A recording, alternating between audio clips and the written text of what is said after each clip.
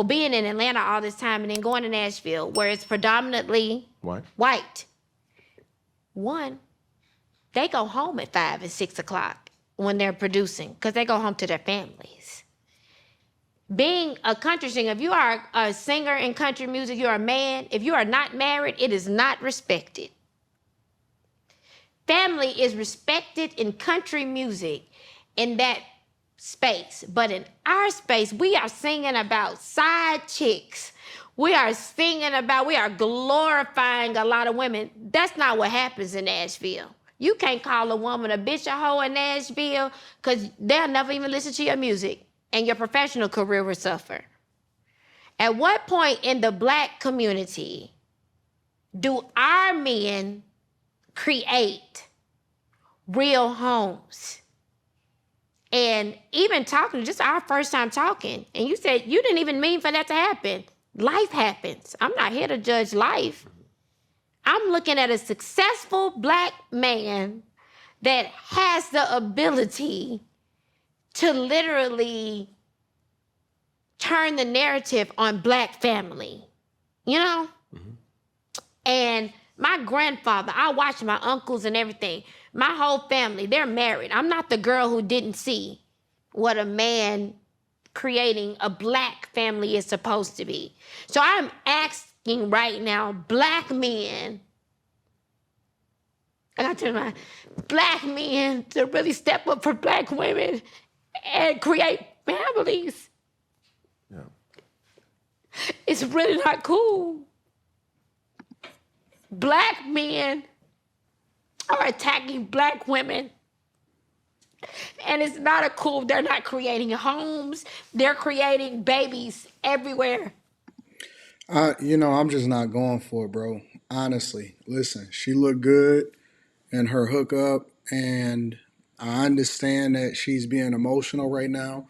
So naturally, everybody is going to gravitate to it, and I'm pretty sure that we're going to have a deeper dive into this on the Q show tonight. But the fact of the matter is, they don't really want to hear the answer. Listen, I've been married for 21 years, literally. And guess what? The people that attack me the most are Black women. You're going to have to address the Glorrillas. You're gonna have to address the Sexy Reds. You're going to have to address the Meg Thee Stallions. You're going to have to address all of the things that we see culturally that's basically incentivize women to leave men that they're supposed to be with and then ultimately embrace making the government their daddy. Like, I'm not going to fall for the okie doke just because she crying about it.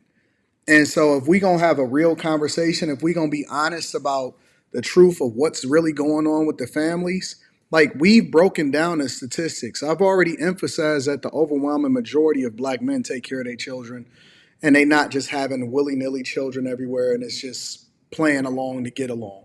There's a small majority of women that is having the children with the minority of the men, and now we want to try to make it seem like that it's a Black man's fault because we putting Cam Newton's feet to the fire, or all of these women keep coming on this platform and putting his feet to the fire.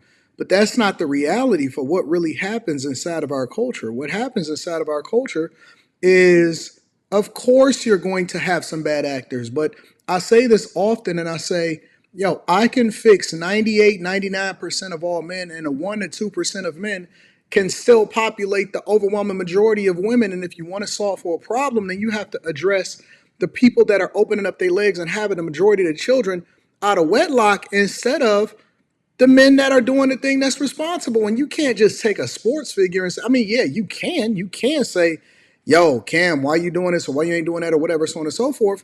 But our culture is trash, and our culture is often dictated by the consumers. And the biggest consumers in our culture is the women, and they are listening to each other. They're not listening to the men. And when you hear some of these women, and I don't even feel like saying their names right now because I just ain't got time for the bullshit right now. But when you see some of these women podcasters and they refuse to hold their constituents accountable, and I say they constituents because these are the women that continue to vote for them, put their money in their pockets, and so on and so forth.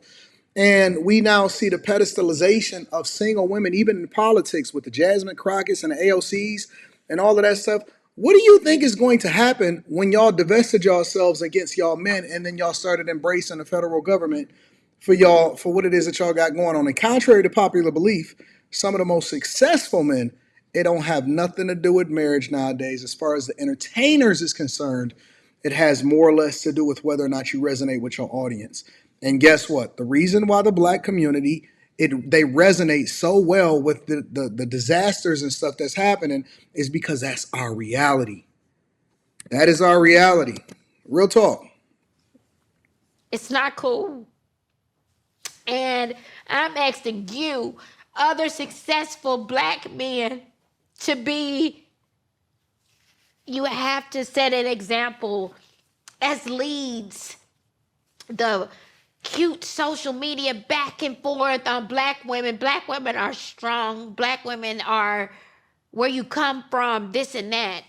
So there probably isn't any sympathy for you and just life happening because there's so many other things around you going on that are not fair to black women. What is going on with the black family? Why is it always our fault? Why are y'all always the victims? Jesus Christ. I was trying to avoid getting to this, and I was trying to wait to get to this, but I just had to give my thoughts on it. We are consistently creating the cycle of kids who can't come home and see their daddy there. And they see their mama sad at night. At what point is the successful black man in this world going to step in and really create structure? I see white men doing it every day. I get to witness the best of both worlds every day.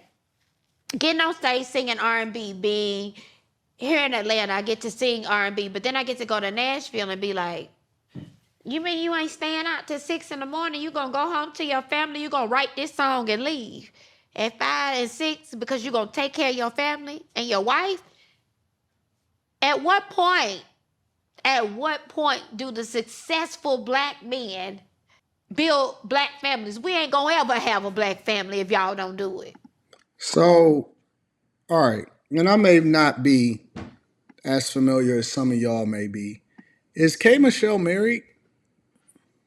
And I'm asking because I'm assuming that she's an example because she said and she set the precedent by saying that she's seen as in her own household and her own family strong black men that kept their family together. So why didn't that leapfrog onto her if she's not?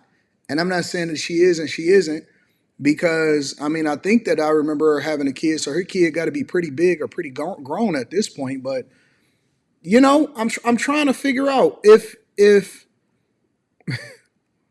let me hear some more and then I'm gonna conclude this. We're never gonna have it. It's just not gonna happen. So if your mentality is, yes, things happen, and I'm not knocking you for that. I didn't come here for that. But at what point do you take that black woman? Do you be at a home and show your kids what it's like, you know? At what point do you take a grip to it, not make excuses for it or mantras and things like that? It is so unfair to black women who have been the strength and builders of so many things.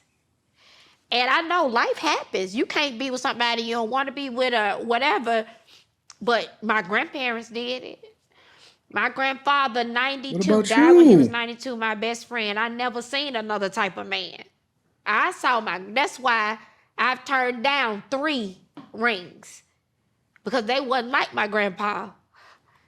My grandfather raised 9 kids on his own because my grandmama died before I could even meet her. What point are our black men going to? Nah, I'm not going, bro. I'm just not, bro. I'm over it. I'm not trying to wrangle these crazy ones into the fold. I think that the culture is over and everybody got to be responsible for themselves at this point. Make sure y'all tap into the Patreon. Link is in the description. Teach Henley 40% off your first order, 20% off of life. We'll continue this tonight. Let's get it, y'all.